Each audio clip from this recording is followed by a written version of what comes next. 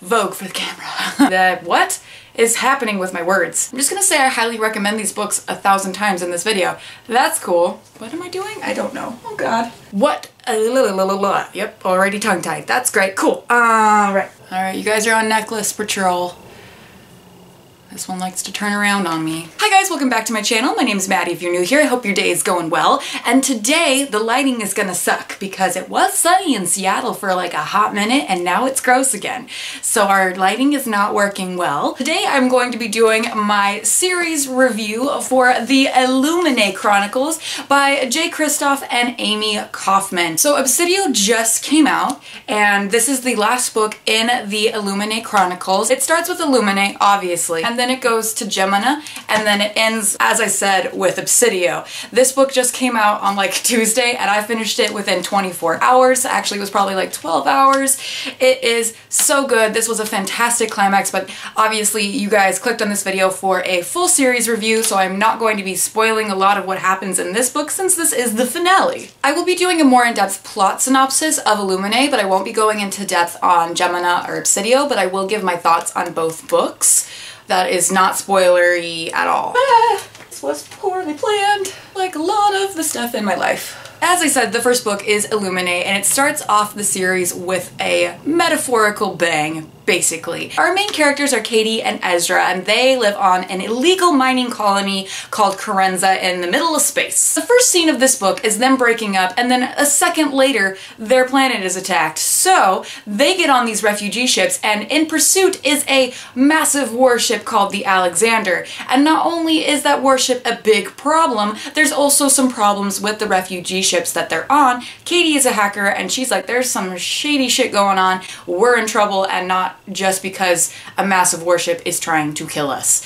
And the biggest thing about the Illuminae Chronicles that I have to recommend, I know it seems like something that might deter people from reading, because it did deter me for a little bit, but this series is all told through case files and IMs. You don't actually get any prose, you just get people's conversations through emails and IMs and case files, and it's vastly interesting the way they did that because there's an overarching story between all three books. The case files are super interesting. I know that sometimes people will get a little bit weirded out by that type of format, but I highly recommend this series specifically for that format because despite how different it is, it actually created a higher intensity that I wasn't expecting for this book and the following books in the series. It created a tension that I just wasn't expecting. It is so good. I highly recommend it.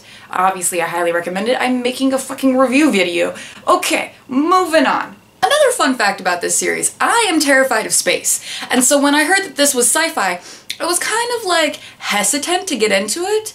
And then this book is totally space oriented, obviously, and it was so fucking cool, guys. I highly recommend it. Even if you're not into sci-fi, this is a really good way to get yourself into sci-fi in a kind of manageable way, in all honesty. I think this did a really good job of explaining space tidbits without being like, oh my god, space is huge and it's terrifying and there's lots of scary things out there that we don't know anything about. In Illuminae, I would say I would give this book a 4.5 out of 5 stars. This book is very heavily focused on Katie and Ezra's relationship because, of course, they're going through a very traumatic experience in their lives. So this book is highly focused on that relationship. So if you don't like romance, sometimes that can be a little off-putting. Even if you don't like romance, I do think this book is worth the read. Moving on to some details about Jimana, this book is my favorite out of the 3 books in the series. I'm not going to give you a lot of plot points, but I will let you know that the main characters in this book shift to 2 different characters that we originally didn't know of in the first book.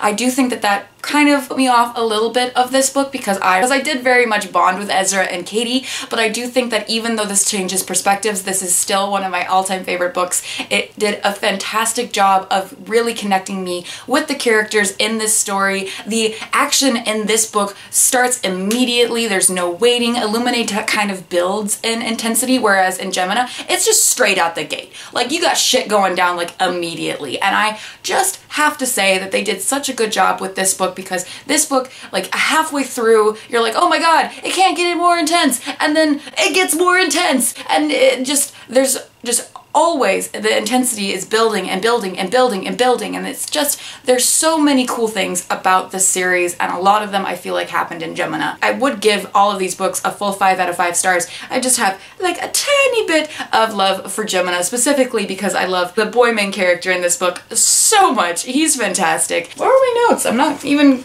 reading my notes. And going to Obsidio, this is obviously the last book in the series, so I will not be delving into it too deeply because spoilers. And this book I would give like a 4.5 out of 5 stars, but I don't really do decimals. I did end up giving it 5 out of 5 stars. This book had the tension as the last 2 books, but I did feel like the tension was always at the highest percentage that it could ever be, and I felt a little exhausted reading it.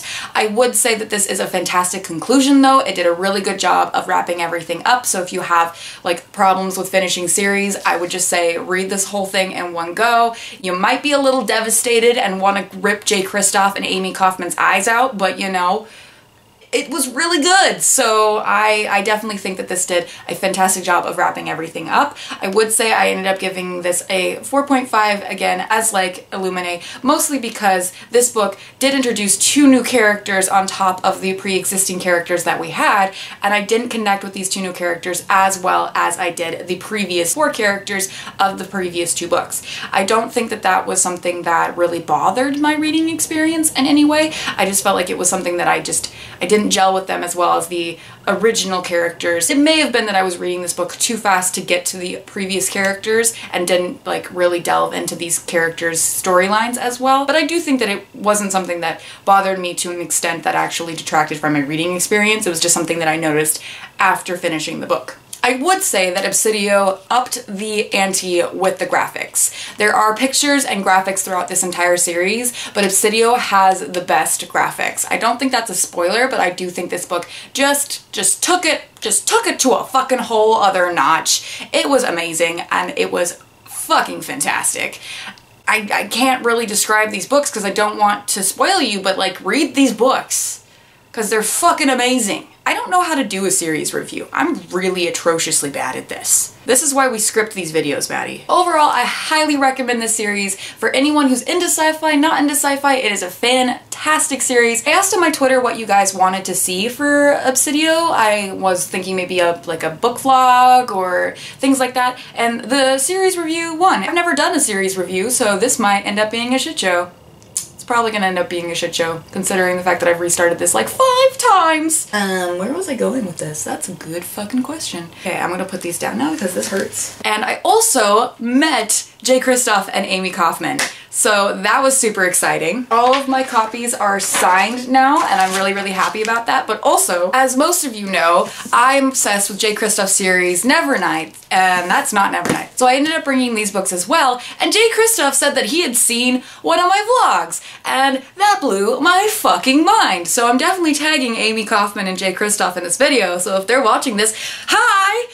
My book club talked to you about hentai. That wasn't weird at all. But Jay Kristoff was so sweet and actually autographed and drew the Mr. Kindly Doodle and both God's Grave and Nevernight for me, and it was a fucking fantastic experience. I was kind of shaking and about to faint, in all honesty, I'm not gonna lie. But if you guys have a chance ever to meet your favorite author, I recommend it. It is the best thing that has happened to me since starting BookTube, and I just absolutely loved the experience. I started my channel and then got into Bookstagram and found Nevernight, and now I've met Jay Kristoff, and you guys didn't tell me that this happened. Great. I should probably end the video. Alright, so that was my series review, oh god, for the Illuminate Chronicles. I hope you guys start reading this series if you haven't, ASAP. And if you did read this series, leave unspoilery things down below, or, you know, DM me on Twitter and we can chat about it. So, I'm gonna go now, guys. Like, subscribe, all the good stuff. Bye!